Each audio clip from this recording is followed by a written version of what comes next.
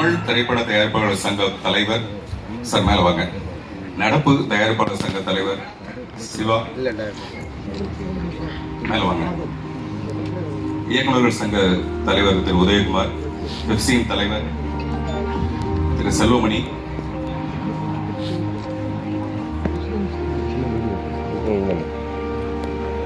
நடிகர் சங்க தலைவர் திரு நாசர் அவர்கள், கலாட்டா மீடியா அதிபதி அருணா அவர்கள்,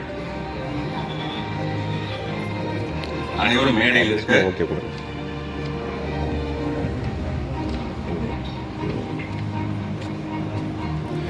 உங்களுடைய பலத்த கரகோஷத்துடன் கமல் சாரை மேடைக்கு அழைக்கிறேன்.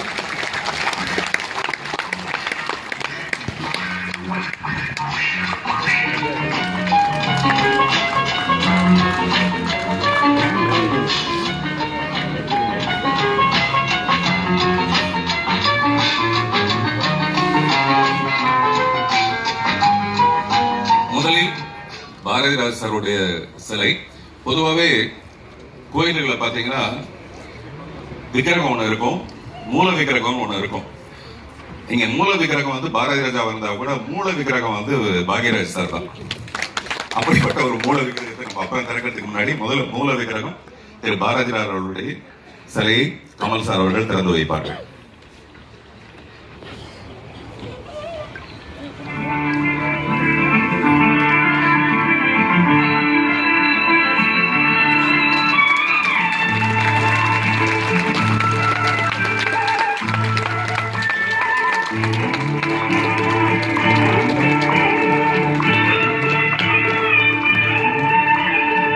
அனைவரும் எழுந்து நின்று கைத்தட்டும்படி தாழ்மையுடன் கேட்டுக்கொள்கிறோம்.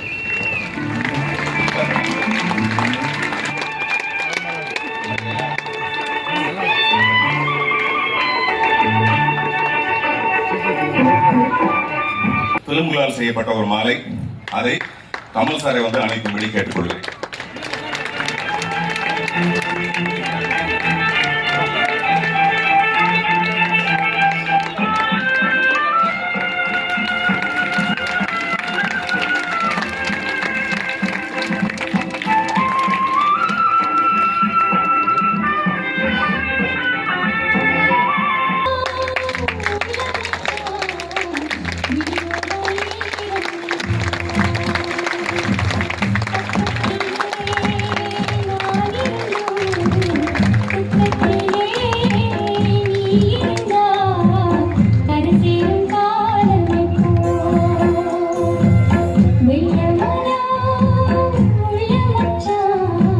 பாக்யராஜ் சாருடைய மூளைங்கிறது பேனா முனை. அதனால பேனா நிப்புகளால் செய்யப்பட்ட இந்த மாலையை கமல் சார் அணிவிப்பார்கள்.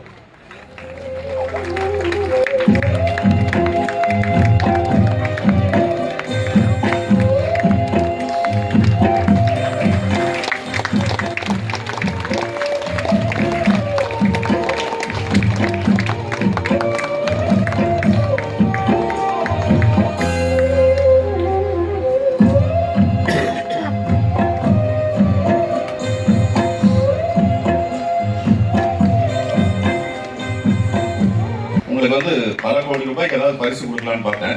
அதுக்கு பதிலாக 1000 கடை வாங்கிய அபூர்வ சிந்தாமணி மாதிரி 1000 கடைகளை கண்ட கமல் சார் வந்து கை கொடுத்தாலே போதும், அது கோடி ரூபாய் கொடுத்த மாதிரி. சும்மா கை கொடுங்க சார்.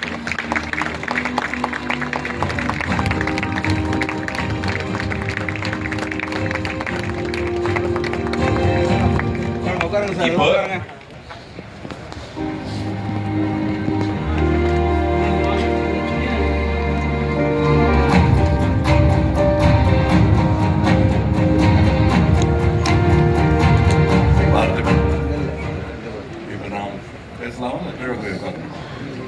ஏன்னா அவங்க குடும்பம் தான் கீழே போய் உட்காரணும். நான் எங்க எந்த அதான் எனக்கு கவலையை விட சந்தோஷம் இருந்தபோது இவர்களுடன் நான் வேலை செய்தேன் என்பது. வாழ்ந்த காலத்தில் வாழ்வது என்பது வந்து ரசிகனாக வாழ்ந்துட்டு போதும். இவங்க தோಳು ரசி இருக்கிறேன், வாதாடி இருக்கிறேன், பேசி இருக்கிறேன், அது எனக்கு இன்னைக்கு நினைக்கும் போது பெருசா இருக்கு. வாழ்வின் ஒரு பகுதியாக மரணத்தை ஏற்றுக்கொண்டவன் நான். ரொம்ப புலம்ப மாட்டேன் அதை பற்றி. ஆனால் இருந்த காலத்தை நாம் போற்ற வேண்டும். அதைத்தான் நீங்க பண்ண வந்திருக்கீங்க. குடும்பத்தாருக்கு அது பெரிய இழப்பு தான். ஆனால் கலை உலகுக்கு இவங்க 2 பேரும் இருந்ததே பெரிய லாபம். இழந்துட்டோங்கிறத அதை மட்டுமே நினைச்சு கவலைப்பட்டு இருக்க முடியாது. அது எல்லோருக்கும் நிகழும். ஆனா இவங்க இன்னும் கொஞ்ச நாள் இருந்திருக்கலாம்ங்கிறது நம்மளுடைய பேராசை. ஆனால் அவர்கள் இருந்த வரை செய்தது தமிழ் உலகு இருக்கிறவர்கள் இந்த பட்டியலில் இவங்க பேருக்கு மறக்கவே முடியாது, எடுக்கவும் முடியாது. யாராவது இந்த லிஸ்ட்ல கட் பண்ணலாம்னு நினைச்சாலும் கட் பண்ண முடியாது. அது செய்யாத வேலை இல்லை. ஒரு மலேரியா இன்ஸ்பெக்டரா இருக்காரு, பெட்ரோல் பங்கில் வேலை பார்த்துருக்காரு. ஆளை பார்த்தா தெரியாது, அவர் சினிமாவை பார்த்தா நான் இன்னைக்கும் ரசிக்கிறேன்.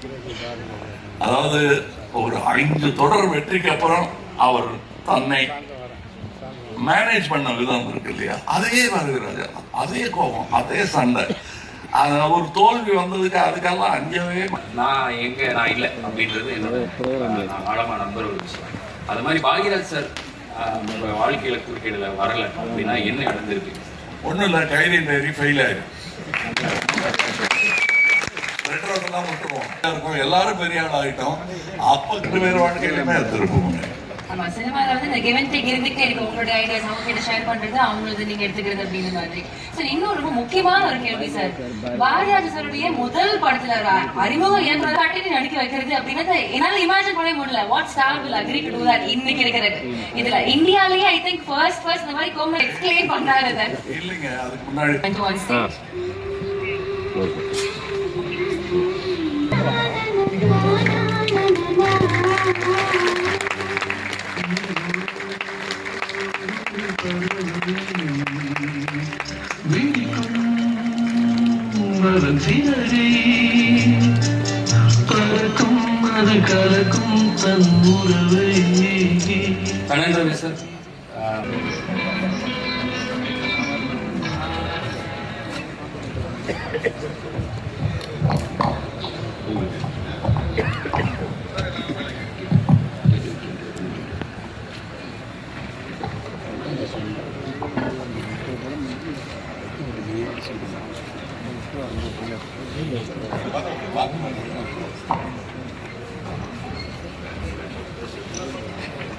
எல்லாரும் வணக்கம். ஃபர்ஸ்ட் பாரதி ராஜா பற்றி நான் சொல்லியிருக்கேன். ஃபோனில் தான் பேசியிருக்கேன். இப்போ கடைசி அவர் கூட ஒரு படம் நடிக்க வாய்ப்பு வந்தது. கருமேகங்கள் கலைஞர் இருக்கும். அவர்கிட்ட அவரோட அனுபவங்கள் எல்லாமே நான் நிறைய விஷயங்கள் அவர் கூட ஒரு 20 நாள் எல்லாமே கற்றுருக்கேன். நிறைய அவரோட ஆஃபீஸில் தான் நின்றுட்டுருப்பேன். நல்ல சபை அந்த மாதிரி சின்ன சின்ன ப்ரோக்ராம் பண்ணுற டைம்லாம் டெய்லியும் காலையில் ஒரு 9 மணிக்கெலாம் போயிட்டு பாக்யராஜ் சார் ஆஃபீஸ் இருப்பேன். மேடம் வருவாங்க, பூர்ணிமா மேடம் வருவாங்க, எல்லோரும் பார்ப்பேன். வெளியில் நின்று பார்த்துட்டு இருக்கேன். இப்போ ஒரு நாள் சொன்னார், இணையா டெய்லியும் வந்து நிற்கிறேன் அப்படின்னு. சார் ஏதாவது ஒரு வாய்ப்பு சொல்லுங்கள் சார் அப்படின்னா. படம் பண்ணும்போது சொல்கிறேன் அப்படின்னு ஃபாலோ பண்ணிகிட்டே இரு அப்படின்னாரு. அதுக்கப்புறம் நான் ஃபாலோ சில படங்கள் மண்டேல மாதிரி படங்கள், கோலமா கோயிக்கல மாதிரி படங்கள்லாம் பார்த்துட்டு அவர் நம்ம ஃபோன் எடுக்க மாட்டாரான்ற டைம்லாம் நம்ம ஃபோன்லாம் பண்ண காலங்கள்லாம் உண்டு. அதுக்கப்புறம் கண்டினியூ அவர் சார் எனக்கு ஃபோன் பண்ணி, யோ என்ன இப்படி பண்ணியிருக்கேன், நல்லா இருக்கேன், நல்லா பண்ணுறேன் அப்படின்னு. அவர்கிட்ட ஒரு நாள் கேட்டேன், சார் இந்த கதை எழுதுறது சார் இருக்கிறதுலே ரொம்ப கஷ்டமான விஷயம் தான், யார் ஈஸியாக பண்ணிட முடியாது. ஒரு படம் ஒரு தூண் மாதிரி நிற்கிறோன்னா அது கதை ரொம்ப முக்கியம் அப்படின்னாங்க. அவர்கிட்ட அவர் சொன்னதை வச்சு நன்றிண்ணா, தேங்க்யூண்ணா. சாதனைகள் புரிந்து தென்னகத்தின் இமயம் 1000 விழுதுகள் பரப்பிய அபூர்வ கலைஞர் என் இனிய தமிழ் மக்களே என இருகரம் கூப்பி திரையரங்கின் இருக்கைகளின் மீது 1000 தாமரை மொட்டுகளை மலரச் செய்த மந்திரவாதி. வைகை ஆறு கடலில் கலப்பதில்லை, இந்த வரலாறு என்றும் மறைவதில்லை. என் இனிய தமிழ் மக்களே, உங்கள் பாசத்திற்குரிய பாரதி ராஜா மீண்டும் மண் வாசனையோடு வருகிறேன்.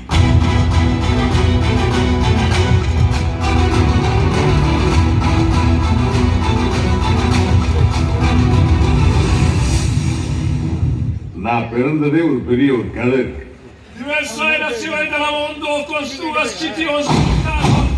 ஆயிரத்தி தொள்ளாயிரத்தி 42 August 23. History tells us powerful people come powerful places. Karuthamma என்கிற ஒரு தாய்க்கு கருப்பா ஒரு குழந்தை இருக்கு. கருப்பா ஒரு குழந்தை இருக்கு.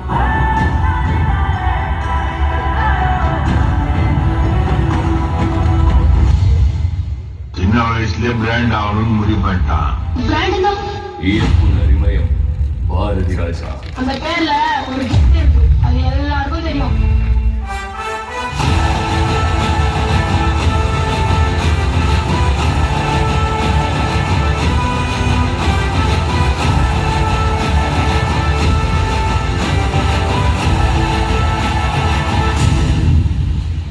கிராமத்து தெருக்களே பள்ளிக்கூடங்களாய் பாடம் படித்து வந்த இந்த பாரதி ராஜா ஒரு ரயில்ல வந்தேன்.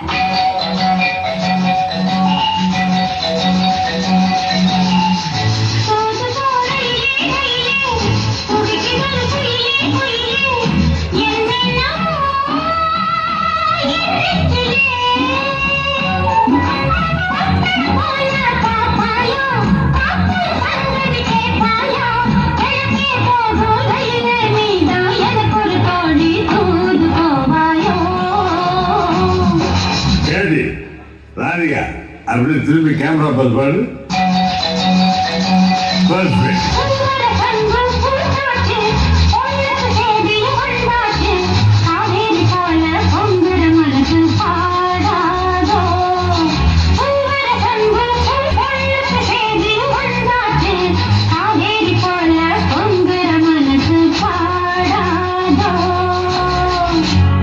கனவுகளோடு வாழ்ந்து கொண்டிருக்கும் இளைஞர்கள் அந்த வழிதான்.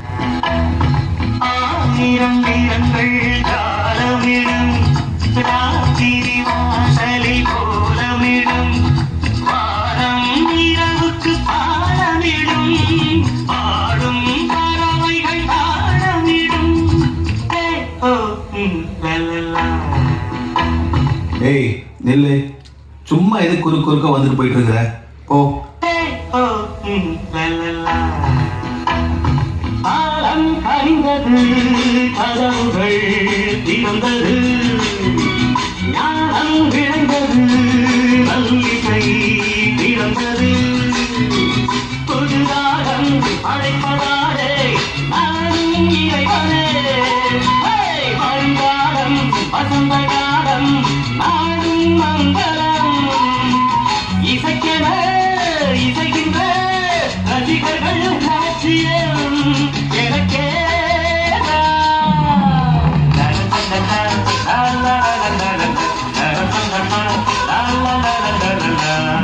காதல் ஜாதி மதங்களை கடந்து there is no identity. காதலுக்கு அடையாளம் கிடையாது. அது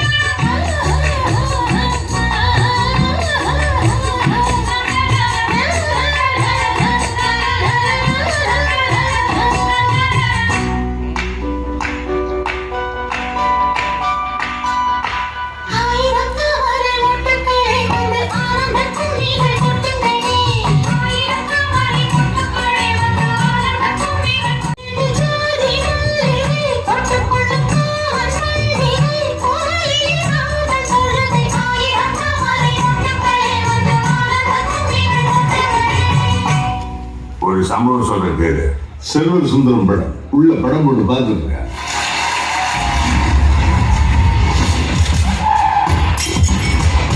சம்பந்தம் இல்லாம எண்ணி ஒருத்தர் அழைச்சிட்டு நீ வாங்க உள்ள போய் விட்டாங்க. இந்த படம் போட்டாங்க. ஒரு ஆள் திடீர்னு வந்து சட்டையை பிடிச்சி இழுத்துட்டு வெளியில வந்தார்.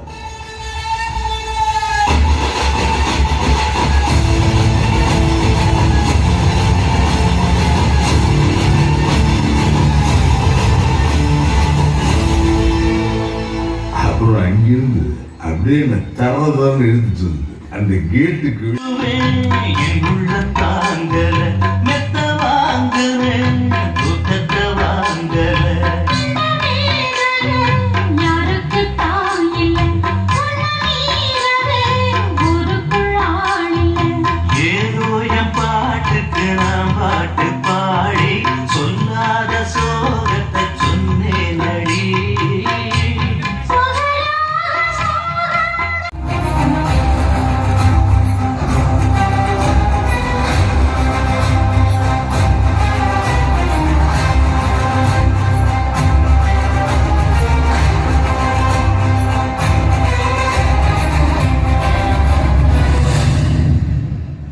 இந்த நேரத்தில் அனைவரும் எழுந்து நின்று உங்கள் மொபைல் போனின் டார்ச்சை எங்களோடு சேர்ந்து அசைத்து வணக்கம் செலுத்துங்கள்.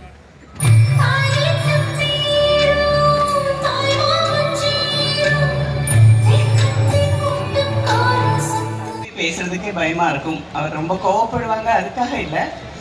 அவர் லொக்கேஷன் இருக்கும்போது ஒரு என்ன சொல்லும் 1000 தரை இருக்கிற ஒரு ராவணன் நல்லா சொல்ல மாட்டேன், என்னோட துர்காதேவி மாதிரி சொல்லலாம். அவர் டைரக்ஷன் ஆனாலும் கேமரா, ஹீரோ, ஹீரோயின். குழுவினருக்கும் முதலில் என்னுடைய நன்றியை உரித்தாக்குகிறேன். ஒரு சின்ன திருத்தம், நிகழ்ச்சியை ஒருங்கிணைத்த தோழர் தோல் திருமாவளவன் என்று என்னை அழைத்தார். என்னுடைய பெயர் திருமாவளவன். என்னுடைய தந்தை பெயர். பாக்யராஜ் சார் டைரக்டராக வேலை பார்த்தாங்களோ அவங்கள இப்படி ஒரு இடத்துல வச்சுருப்பாங்க, கீழே உட்காருவாங்க. அந்த மரியாதை உண்மையாக வருது. ஸோ அந்த மாதிரியான மரியாதை அவங்க உங்கள் மேலே வச்சுருக்கிறாங்க. ஸோ அதை பார்க்கும் பொழுது எனக்கு அவங்களோட ஏடிஸோட காம்பினேஷனோ அந்த மாதிரியான விஷயங்கள் தெரியுது. ஸோ இது உங்ககிட்ட இருந்து எல்லாரும் கற்றுக்க வேண்டிய ஒரு விஷயம் நினைக்கிறேன். தேங்க்யூ. பார்த்திபன் அவர்கள் இங்கே சொன்னபோது இதை ஒரு பெருக்கும் பாராட்டு விழாவாக இது இருந்திருந்தால், சிலையாக இங்கே இருக்கும் அவர்கள் எதிர்த்த மாதிரி உட்கார்ந்து இருந்தால் எப்படி இருந்திருக்கும்னு நான் கொஞ்சம் அப்படி யோசனை பண்ணிட்டேன். சரி, அது ஒரு கற்பனையாக இருந்தாலும் அவர்களுடைய நினைவை இந்த அளவு பிரமாதமாக ஏற்பாடு பண்ணி இருக்கிற அவ்வளவு பேருக்கும் நான் வந்துட்டாங்க. அது சாதாரண இல்லை, இது ஒரு வரலாறு. இது ஒரு வரலாறு. இப்ப 2 பேரையும் நம்ம பேசிக்கிட்டு இருக்கோம். ஐயா அப்துல் கலாம் சொன்னதுதான், உன் பிறப்பு சாதாரணமா இருக்கலாம், இறப்பு சரித்திரமா இருக்கணும். 2 பெரும் சகாப்தங்களை, காப்பியங்களை நம்ம போற்றி கொண்டிருக்கோம். அதெல்லாம் சில மணித்துணிகளுக்குள்ள அடக்கிவிட முடியாது. அது கௌதமன் அவர்களோட சொன்னாங்க, பெரிய காவியமாக்கி நீங்க மௌன கீதங்கள்லாம் திரைக்கதைக்கு மிகப்பெரிய சான்று. ஒரு பேருந்து பயணத்துல தொடங்கும், அந்த பயணத்திலேயே அந்த முழு திரைக்கதையை சொல்லி போறது புது புது யுக்தி அந்த படத்துல இருக்கு. நீங்க பாருங்க, அவ்வளவு சிறப்பா இந்த படம் இருக்கும். அதுக்கு இசையமைத்தது எங்கப்பா. அப்போ பாக்யராஜ் சார் பீக். அவர் பாக்யார் புரட்சி தலைவர் எம்ஜிஆர் எல்லாம் அவர் கலையுலக வாரிசுன்னு சொல்லியாச்சு. ஸோ கண்டினியூஸா ஒரு சிங்கிள் ஷாட்டு கார் கண்ணாடி காட்டக்கூடிய குட்டி பாம்பு வச்சு வெடிப்பாங்கல்ல, அவருக்கு 2 போட்டாச்சு. நம்ம அப்பதான் வளர்ந்து வரவில்லை. நம்மளையா போய் சார் இப்பதான் சார் ஒரு 10 படம் நடிக்கிற சார், கண்ணாடி உடஞ்சிக்கிறது கண்ணை முத்து போட்டு வம்பா போய் சார்னா எனக்கு சொல்லி சத்யராஜ் ஒரு 2 பிடிச்சிட்டு வாங்க, அதுக்கப்புறம் இந்த ஷாட் எடுக்கலாம்னு சொல்லி எடுத்தார்.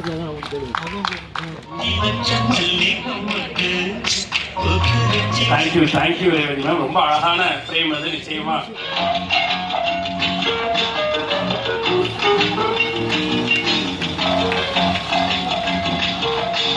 Thank you sir. தேங்க்யூ மணிகண்டன். நன்றி சொல்லிக்கிறேன். மாபெரும் நன்றிகள். சேர்ந்தோம், 6 வருஷம் எல்லாரும் சேர்ந்தோம். எங்களை உட்கார வச்சுட்டு பேசுறீங்க பாட்டுனாலதான் நாங்க இவங்களை அறிமுகப்படுத்தணும்னு சொல்லி நினைச்சிட்டு இருந்தா இன்னைக்கு ஆனால் ஏன்னா எல்லாருமே புதுமுகங்களை அறிமுகப்படுத்துறவங்க தானே. அது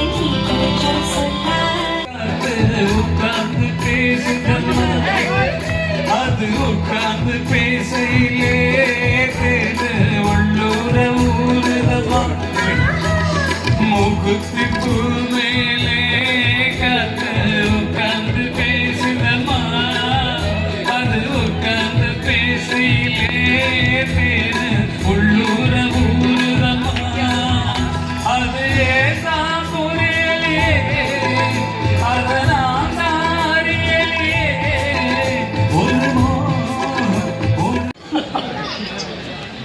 கலாட்டாவின் கதாநாயகனே நீங்க தான் ஐயா. அவர் என்னை பார்த்து ஒரு கேள்வி கேட்டிருந்தா எந்த கதாபாத்திரத்தில் நடிக்கணும்னு ஆசைப்படுறீங்கன்னு புதிய பாரு. என்னன்னா இது நம்மெல்லாம் நடிக்கணும்னு நினைச்சதெல்லாம் இவர் பின்னிட்டு போயிட்டாரு அப்படின்னு புலம்பியே பல மாசம் தூக்கம் இல்லை. யாவருக்கும் வணக்கம். கொஞ்சம் பேசிட்டு போயிடுறேன். மற்ற வேலையை பேசிட்டு மற்ற காரணத்துக்கு வந்திருக்கும் பெரியவர்கள், நண்பர்கள், திரையுலக ஜாம்பவான்கள் அனைவருக்கும் எனது வணக்கம். இந்த 2 மாமேதைகள் அவங்கள்ட்ட பழகிற நிறைய இந்த ஷாட்டை எப்படி எடுக்கணும், இப்படி எடுக்கிறாங்க அப்படின்னு சொல்லிட்டே போயிட்டு இருப்பாரு. பாட்டு முடிஞ்சது, சென்னைக்கு வந்தோம்.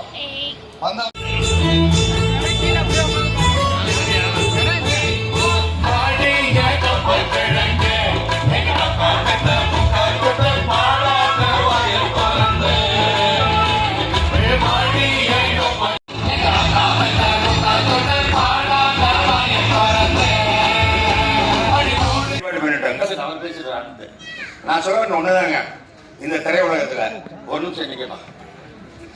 இந்த திரையுலகத்துலங்க எத்தனையோ ஜாம்பவான்கள், சிற்பிகள், சாதனையாளர்கள்